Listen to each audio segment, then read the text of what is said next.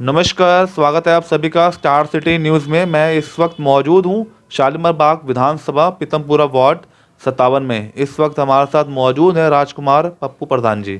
आइए इनसे बात करते हैं।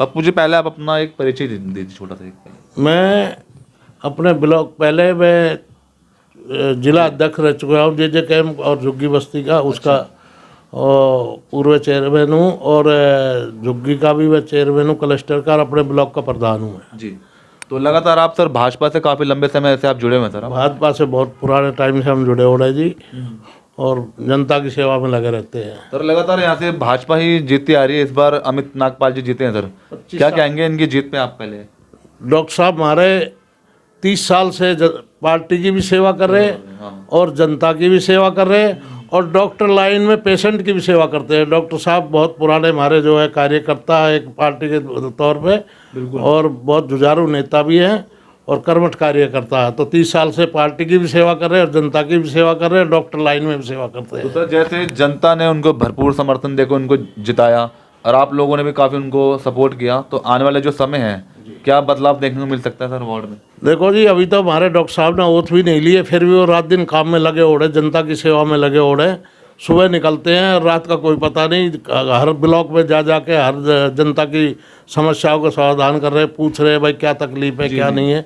तो रात दिन सेवा में लगे रहते हैं जनता की। तो साफ सफाई की शुरुआत हो चुकी है सर? बहुत रात दिन यही काम कर रहे हैं। अभी ओथ भी नहीं लिए, फिर भी वो सुबह निकलते हैं और शाम का कोई पता नहीं होता। मतलब हर अब वार्ड बड़े हो गए, एक तो जी इलाका बड़ा होगा, तो सुबह शाम तक मतलब जनता की सेवा में ही रहते हैं। तो क्या क्या समस्या सर जनता रखती है अपने क्षेत्र में? नहीं, समस्या कुछ नहीं है साहब, साफ सफाई की समस्या, साफ सफाई की समस्या तो डॉक्टर साहब कर रहे हैं। हाँ, शुरुआत वो जिस दिन बने उसी दूसरे दिन से ही उन्होंने काम चालू कर दिया।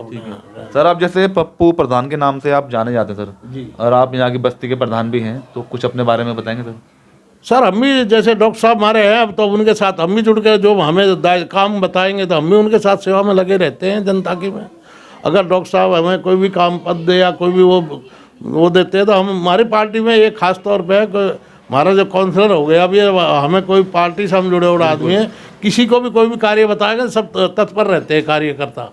तो सर आप जैसे पार्टी के अलावा आप जैसे प्रधान भी हैं झुग्गी बस्ती के, तो आपने क्या क्या किया अपनी बस्ती के लिए? लोगों झुग्गी में यही साफ सफाई का ध्यान रखते हैं जी, साफ सफाई का ध्यान रखते हैं, और कोई यहाँ उल्टे सीधे काम ना उसका ध्यान रखते हैं साहब। सुख शांति आते हैं तो झुग्गी झोपड़ी की लड़ाई झगड़ों को इस तरह? ऐसा कुछ नहीं, बहुत सुख शांति की झुग्गी है साहब। कभी कोई बाई कोई हो जाता नहीं, सुख शांति का एरिया कोई ऐसा वो नहीं है यहाँ पे।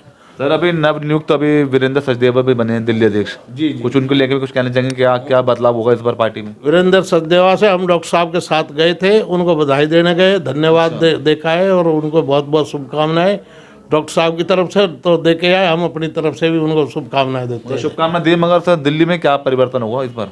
दिल्ली में परिवर्तन यही है जी, काम करेंगे। बीजेपी तो काम करती है जी, सुबह शाम तक काम में लगे रहती है। हमारे देश का प्रधानमंत्री, देश को आज पहले कोई जानता नहीं था, आज विदेशों में नाम है, देश में मोदी जी का डंका बाजता, और मोदी जी जो कहते हैं वो करते हैं जी।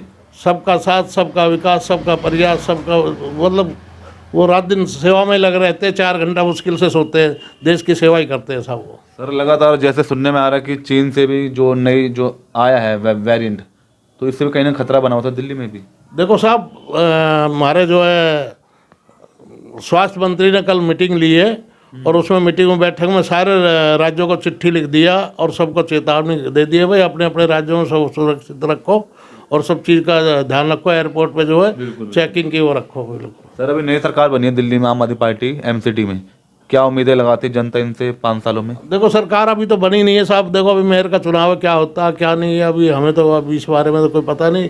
लेकिन जो वादे करे, झूठे खोखले वादे, शराब नीति में देखो एक के बाद एक फ्री जी।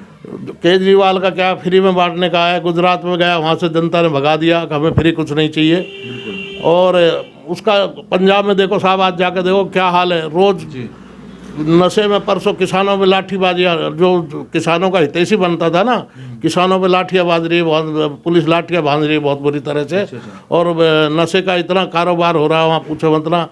वही केजरीवाल है जो झूठ बोल के यहाँ आया था, मैं नहीं गाड़ी लेऊंगा, नहीं घोड़ा लेऊंगा, नहीं बंगला लेऊंगा, मैं राजनीति सुधारूंगा, मेरा ये नंबर ले लो, कोई भी करप्शन करे तो तो साहब ये तो झूठ के पुलंदे कब तक चलेंगे। झूठ आपको लग रहा था? हाँ सब झूठ बोलते हैं, झूठा है ही सब, उसमें क्या है। ये मैं इतने बिल दिखा दूँ, देखा आप कितने कितने रुपए के बिल आ रहे हैं। झुग्गीन में लोग परेशान हो रहे हैं, किसी एक आध का बिल नहीं आया तो ठीक है, सबके बिल आ रहे हैं। सबके बिल आ रहे हैं, पानी के बिजली के साथ दोनों बिल? नहीं, पानी के झुग्गियों में नहीं आ रहे, बिजली के बिल आ रहे हैं।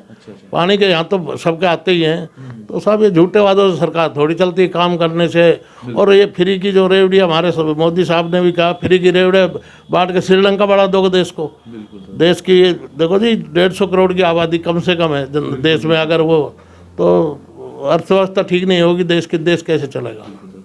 और कुछ कहना चाहेंगे लास्ट में आप? बस साहब हमारे जो काउंसलर साहब है प्रचंड जीत से बहुमत से जीते हैं और जनता की सेवा में 24 घंटा लगे रहते हैं और लगे रहेंगे साहब 5 साल। धन्यवाद धन्यवाद सर। तो ये हमारे सीधी बात राजकुमार पप्पू प्रधान जी से, स्टार सिटी के साथ मैं जितेंद्र गुप्ता।